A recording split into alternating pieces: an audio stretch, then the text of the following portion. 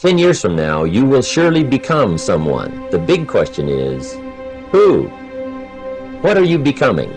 What do you want to do economically? Where do you want to go? What do you want to be? What would you like to have? What would you like to share?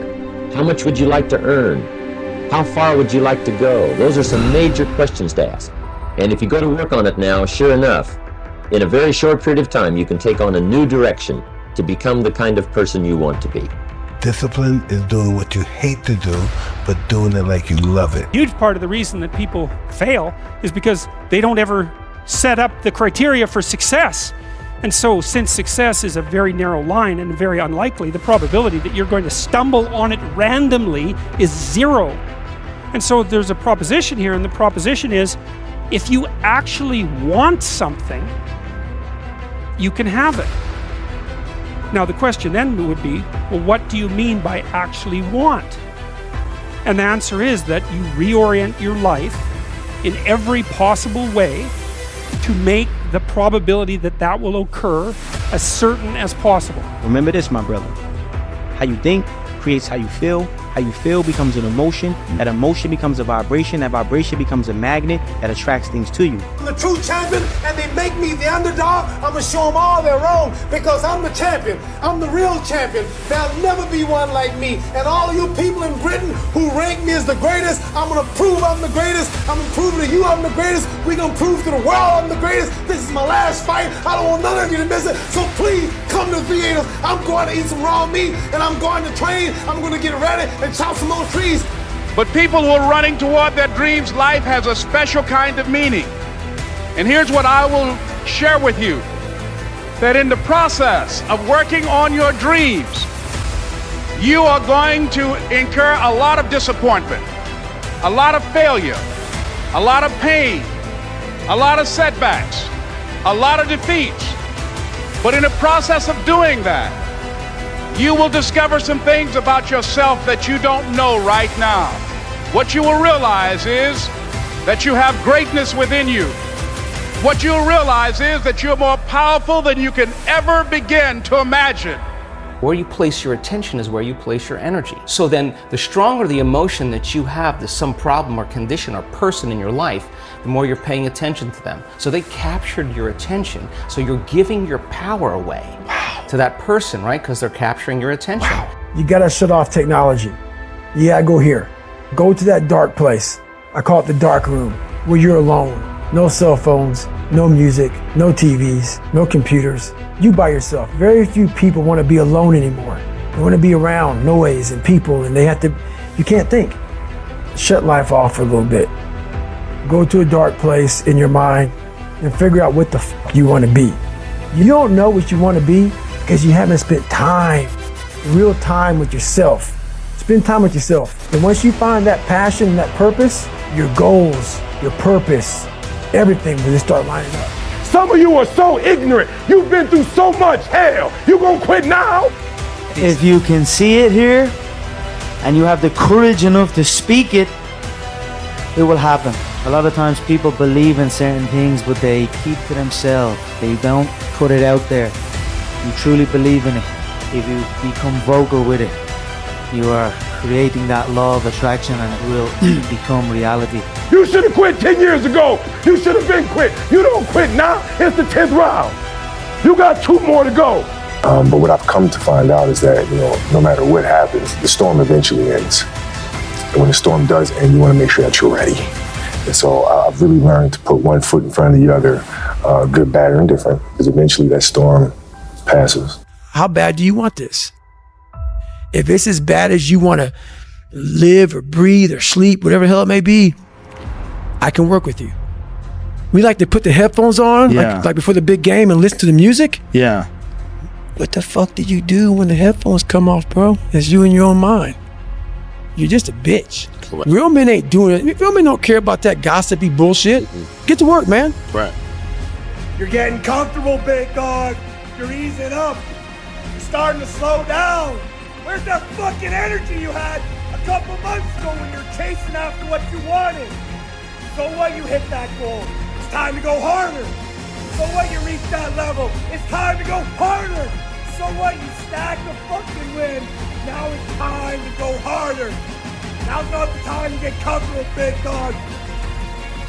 Your inconsistency will be the reason you never reach your full potential. Your low self-esteem will be the reason you settle for mediocrity. Your lack of boundaries will be the reason that people will continue to walk all over you. I know hearing this is difficult, but you are a human.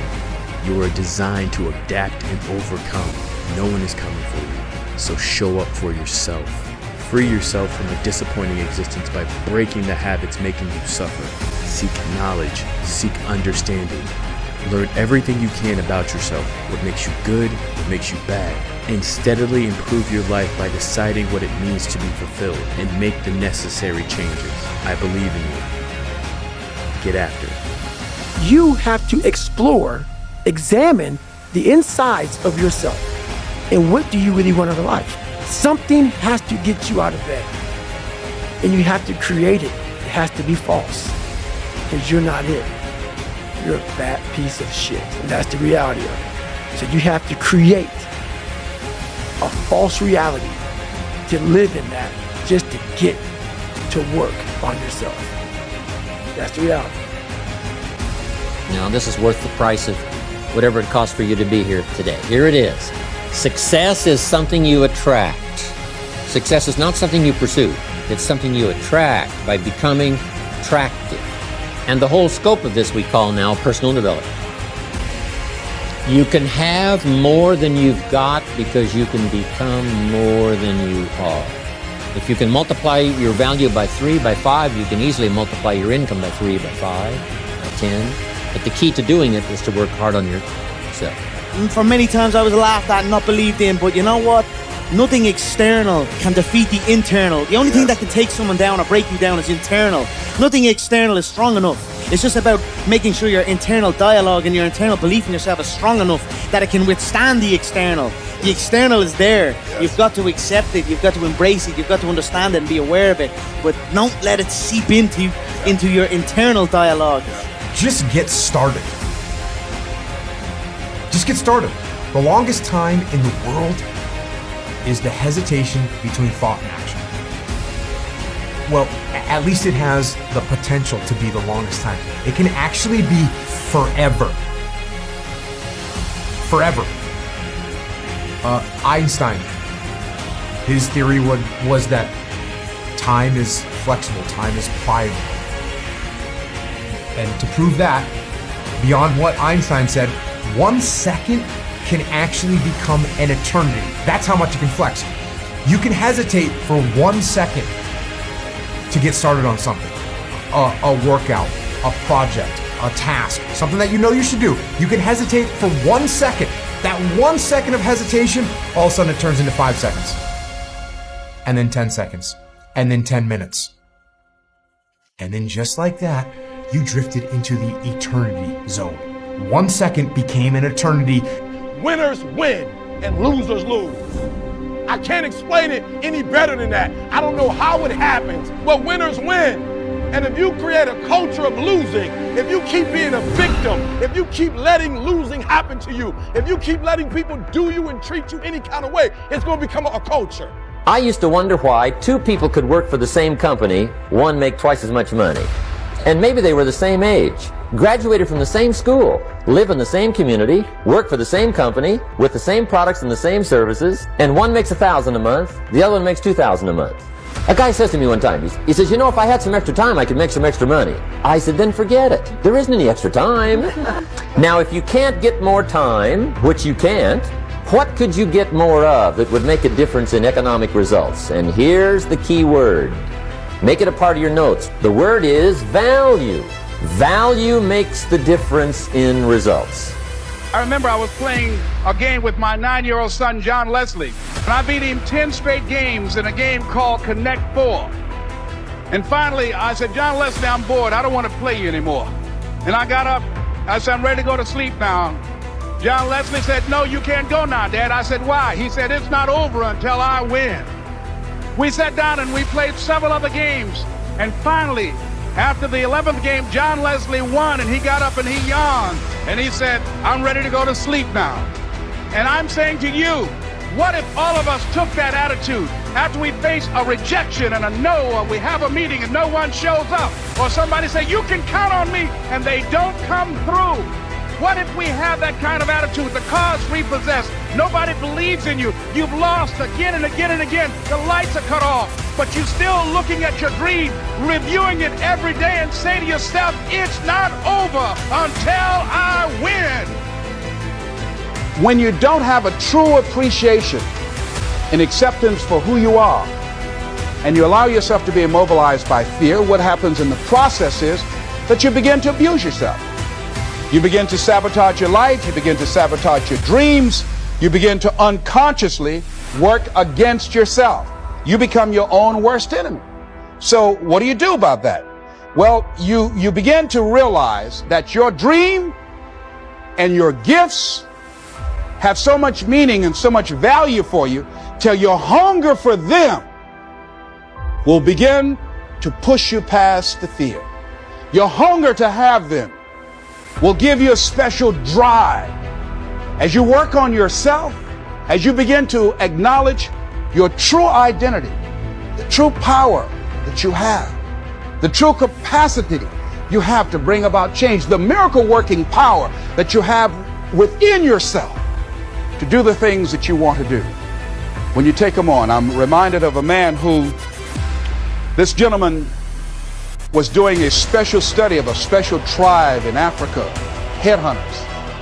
And he had been chopping trees. I done something new for this fight. I done wrestled with an alligator. That's right. I have wrestled with an alligator. I done tussled with a whale. I done handcuffed lightning, throw thunder in jail. That's bad. Only last week, I murdered a rock, injured a stone, hospitalized a brick. I'm so mean, I make medicine sick. Man, dude. Yeah, fast. Last night I cut the light off my bedroom, hit the switch, was in the bed before the room was dark. Incredible. Fast. Incredible. And you, George Foreman, all of you chumps are gonna bow when I whoop him. All of you. I know you got him. I know you got him picked, but the man's in trouble. I'm gonna show you how great I am. But here's what I'm asking you. Don't let complaining master your life. If you become a chronic complainer, I'm telling you, nobody wants to be around you. Chronic complainer. I wouldn't want you for a business partner. Don't let complaining conquer your life. See if you can't drive it into a small corner. That's the season of summer. Nourish your values like a mother and fight your enemies like a father. Even if you have to fight the enemies that are within yourself. Make this note. Don't become a victim of yourself. It's possible to become a victim of tragedy. It's possible to become a victim of gossip. It's possible to become a victim of the things that happen out there. But here's the most important thing. Don't become a victim of yourself. Forget the thief in the alley that's after your purse. What about the thief in your mind that's after your promise? The thief in your mind that says you're too short. The thief in your mind that says you're too tall. The thief in your mind that says, well, yes, it'll happen to people out in California, but it can't happen way over here on this side of the world. I'm asking you to conquer that thief even though you find him in your own consciousness. If you walk through life and feel like you have nothing to prove, then you're a fucking loser. You must prove yourself to other people. You must prove yourself to God. God hates the lazy. He can't stand them. He likes the people which show him the beauty of his own creation. If he gives you all these genetic dispositions and these natural God-given gifts, if you have 2 arms and 2 legs and you can think, and you're not trying your absolute best, that's the reason you're not lucky. He doesn't like you. What is the best advice you've ever heard or received? I'll give you the sentence, and if you want me to explain it, I can, but everything is your fault. Yeah, you can explain. Everything is your fault comes back to like you are the CEO of your life. My very first mentor that I had, I paid $500 a month to have my first coach when I was 19, about to turn 20. And we worked together for 2 years and we had some great calls. I don't remember any of them, I remember one. And what it was I had made so many excuses as to why I was late to calls, why I didn't hit my assignments, why I didn't do what I needed to do. And he had this really tough conversation when he said, Rob, if a business succeeds, whose fault is it? And I was like, what do you mean? He's like, if a business succeeds, all 1,000 employees, move into the direction they have a successful year, whose fault is it? The person who orchestrated, the CEO. He said, if a business fails, whose fault is it? It's the CEO. He said, Rob, if you get to the end of your life and it's not what you wanted it to be, and you didn't create the life that you wanted to, make the money that you wanted to, have the success, the love, the happiness, travel to places that you wanted to, whose fault would it be? And I said, it'd be my fault. And he said, if you did create the life that you wanted to, have the love, the happiness, the abundance, everything that you wanted, whose fault would that be? And I said, it'd be my fault. And he said, the problem with you is you're treating this life as if you're the victim. And what you need to realize that everything that happens to you is your fault, and that your life won't change until you decide that you want to be the CEO of your life. So please understand that you are the top G, that you are the fucking hero in your story. You are the man on the white horse. You are not to seek approval or validation from anyone, because the only approval and validation I need is that of my consciousness, of my greater, higher self. I struggled my whole life, but I ran from it. So I started realizing, man, I got to start facing the struggle, and I got to be mentally strong for the struggle. So that's why I started coming up with, I'm training for life. Mentally, I'm training for life. I'm not training for to lift 400 pounds. And I found out on my own pretty much, is that through discipline, through self-discipline, through repetition, through tons of repetition of the same thing that you don't want to do, and that's the key thing. Through repetition of things you don't want to do, you develop mental, like an armor for your mind. Start to armor your mind, because your mind's like, okay, we suffer every day. That's what we do. We do stuff that sucks every day. So then when the suck stuff comes, you're ready for it. And that's how I started coming up. I just started being very uncomfortable. And now it's like just a way of life.